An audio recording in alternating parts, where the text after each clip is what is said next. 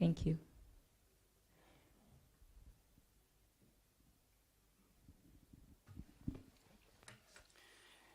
James Clevery, Secretary of State for the Home Department.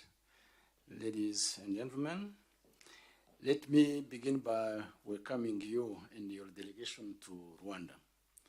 It is indeed a pleasure to have you here as Rwanda and the UK continue to work together on our migration and economic development partnership.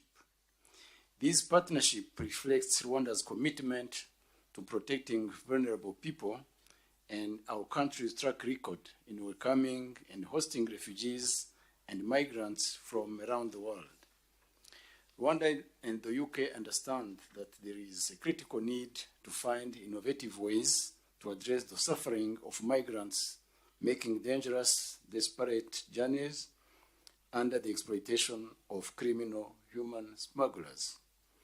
There is also a need to tackle the underlying causes driving people from their homelands. In other words, the boats will not be completely stopped unless we reverse the lack of opportunity and insecurity in countries around the world. The treaty we are signing, we have just signed today, will reinforce the mutually beneficial framework for cooperation that we have developed. It will re-emphasize in a binding manner already existing commitments that address the concerns raised in the legal process about the protection of asylum seekers. The treaty will also formalize the rule of law partnership with the UK. Together, we will build the capacity of our asylum system as a safe and human migration process. This partnership will also strengthen our asylum process system by exchanging best practices and providing capacity building and expertise in the area of migration. I want to reaffirm that the people relocated to Rwanda will be welcomed and that they will be provided both the safety and support they need to build new lives. Rwanda looks forward to further strengthening the cooperation with the United Kingdom and to implementing this treaty. Dear Home Secretary, dear James, I welcome you to deliver your remarks before we take a few questions from the media. I thank you for your kind attention. Foreign Minister Vincent, thank you for welcoming me and my delegation here to Rwanda. You and I have had the opportunity to work in the past in my former capacity as the UK's Foreign Secretary, and in all our dealings, I have always found both you personally and your government to be professional, thoughtful, and serious partners on the world stage. And I think this is exemplified by the Migration and Economic Development Partnership that we have developed over recent months, and which we now strengthen and enhance through this treaty. As you have said, Rwanda has now established a strong reputation for the humane and a professional administration of refugees and migrants. This is something understood by the UK and the multilateral community. The treaty that we signed today builds on that joint work. It takes the positive professional attitude that you and your government display and allies it with the work that the UK is doing to ensure that we break the business model of those evil people smuggling gangs. We want to make sure that people can live in safety and prosperity, and that is why, in addition to the migration element of this partnership, the economic development part is incredibly important. We recognise that people will understandably move away from conflict and from famine, and therefore it is in all our interests to address these long-term drivers of mass migration. But we should also make it clear that those people coming to the UK should do so through safe and legal routes, and that those who put themselves in the hands of people smuggling gangs will not be able to remain in the UK. But your country has made a clear and unambiguous commitment to the safety of people who come here. That has been displayed, and we have seen that in practice. You've also made a strong commitment to work with the UK and international partners in order to make sure that the robustness of your judicial system is clearly on display. And we are very proud to be a long-standing partner in that endeavour. This bilateral relationship today, this meeting today, is of course marking a particularly important part of our bilateral relationship. But I would also like to take this opportunity to expand upon the work that we are doing together in terms of your tourism, in terms of your agricultural sector, and in terms of your country's wider economic development. Rwanda has shown itself to be a strong and important partner to the UK. I'm very proud that this treaty today amplifies that relationship, and I'm very much looking forward to continue working with you in my new role as Home Secretary. Thank you.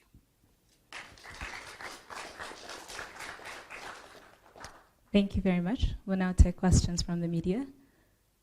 It will be one question per person. Chris, please. Thank you, Minister. Chris Lacey, BBC News. Mr. Cleverly, thank you. Mr. Cleverly, you're far from the first Home Secretary to head here to try and get this project up and running. What makes you think this time it can be a success? And can you guarantee that migrants will be on their way here as soon as the spring? Or are you crossing your fingers and hoping for the best? And a question to Dr. Baruta, if I may. How frustrated are you at the ongoing delays in trying to bring about this policy? And were you offended by the judgment of the UK Supreme Court? Thank you both. Chris, thank you for the question. The UK has been working with Rwanda not just as a Commonwealth partner on a range of issues, which I alluded to in my opening remarks, but specifically on the Migrant and Economic Development Partnership, Migration and Economic Development Partnership. Throughout the time that we've been working with the Rwandan government, they have shown an energy and a professionalism and a desire to work in a collaborative partnership way with the UK. And I've also, in my previous role as Foreign Secretary, seen that displayed across a number of other bilateral issues as well. Of course, we want to see this part of our wider migration plan up and running as quickly as possible. We feel very strongly that this treaty addresses all the issues raised by their lordships in the Supreme Court, and we have worked very closely with our Rwandan partners to ensure that it does so.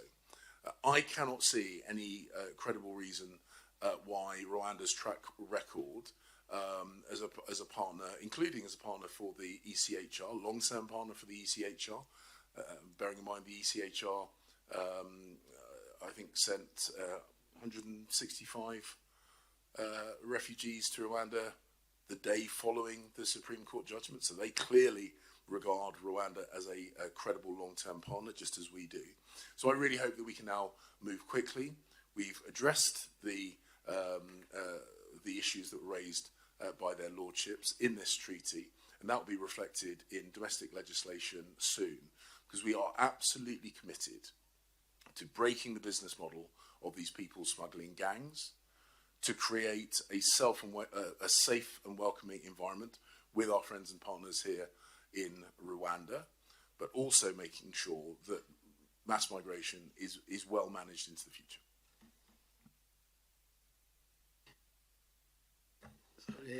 Let me say that Rwanda's commitment is driven by our belief in what is right, rather than seeking external validation or praise. And Rwanda is proud to be part of a solution to a global crisis, that is the migration crisis. And it is crucial to recognize that the UK Supreme Court's reliance on speculative concerns rooted in UNHCR criticisms contradicted the UNHCR's own previous expressions of appreciation for Rwanda's inclusive refugee policies. So it begs the following question. How did we go from model to dangerous country in just 4 short years? And how much of this perception is linked to internal UK politics? This being said, I would say that there is always a room for improvement to any system designed by human beings, Rwandan or British. So this is the reason why we worked on this treaty, and we accepted to partner just to make sure we can improve our asylum system and that we have a fair and transparent system in place for those claimants to be able to appeal or just to have a judgment which is fair and transparent. Thank you. Thank you very much. Rapia? Laura?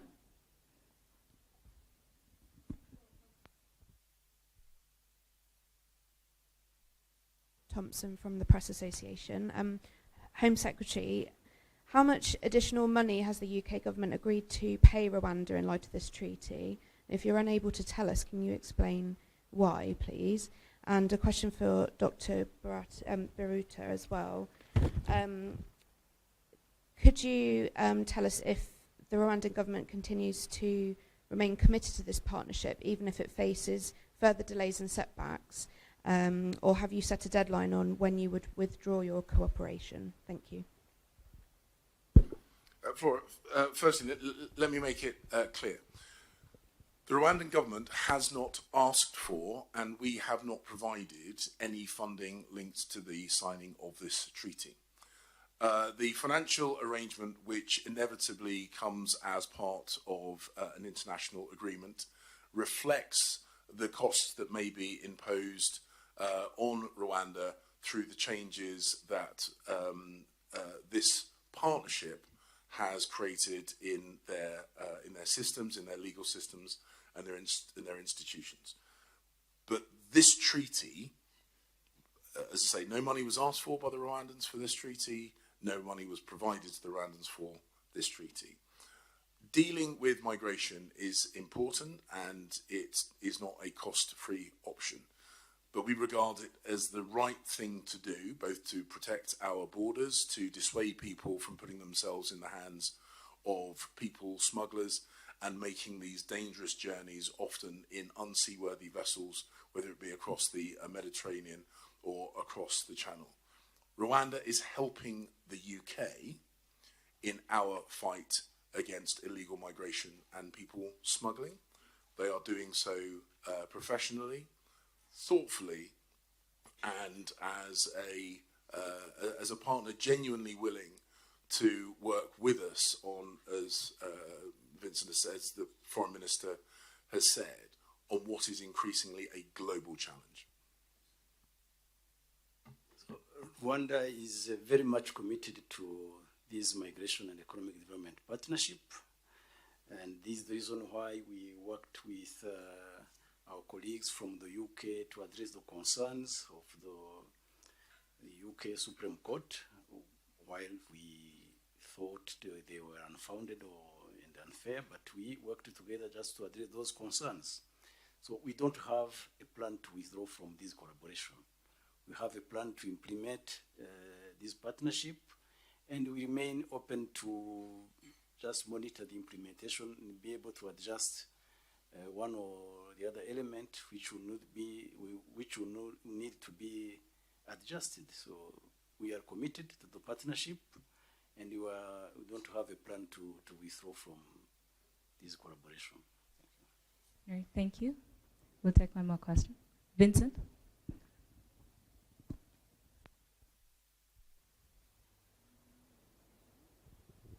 Thank you very much. Vincent Gasana, Katie Press. If I may, Dr. Biruta, as been stated, this agreement, now treaty of course, comes within the context of what is understood or was understood to be a global challenge of human traffickers and smugglers.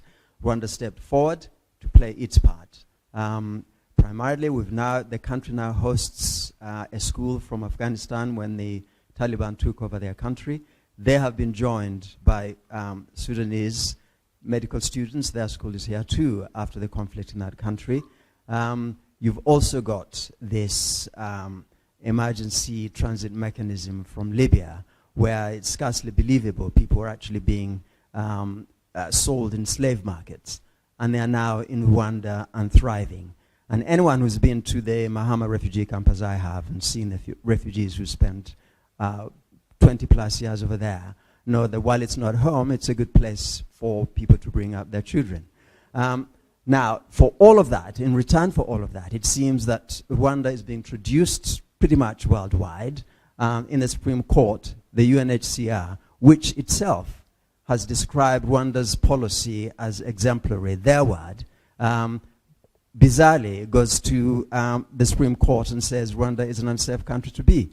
So are Rwandans entitled to ask themselves, why is Rwanda continuing this agreement? Why are they allowing themselves to be traduced? Why not just say, look, we've done our best, we are happy to step forward and participate in what is a global crisis, but we don't want this thrown in our faces anymore. What explanation would you give to them? Why is Rwanda bending over backwards over this? So we continued with this partnership because we believe that we are doing the right things to contribute to a solution to this global migration crisis. You mentioned it, we have refugees in this country from all over the world, from Sudan, from Afghanistan, and from the region. And we believe that we are doing the right things in receiving these refugees. The fact is that there are situations around the world which will continue to produce refugees. And it is not helpful for all of us to criticize a country like Rwanda, which is contributing to a solution, while we are not even addressing the root causes. I mean, all of us are not even addressing the root causes which produce those refugees. I said it, we were unfairly treated by international organizations, by the media, by courts, but we believe that we are doing the right things, and those who are criticizing us should bring up alternative to the solution we are proposing. So let's just move forward and implement what we have agreed to do, and just wait for those who are criticizing us to see what alternative system they are going to propose to this problem. Criticizing is one thing, but providing a solution is another one.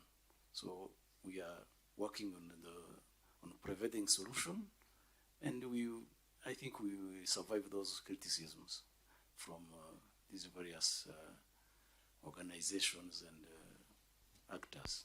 Thank you.